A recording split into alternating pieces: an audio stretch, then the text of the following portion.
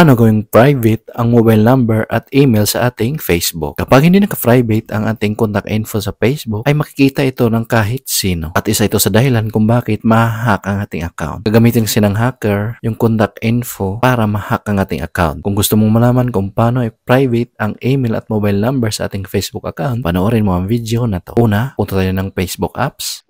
Nasa Facebook na tayo. May app, right? So, may tatong linya, pindutin lang to. Then, pindutin lang tong pangalan natin. Then, scroll up lang natin. Pinutin lang tong see your about info. Then, scroll up lang natin. Then, hanapin natin yung contact info. So, under sa contact info, makikita natin dito yung mobile number at email. So, ang gagawin lang natin ay pinutin lang tong parang lapis. Then, pinutin lang tong sharing with.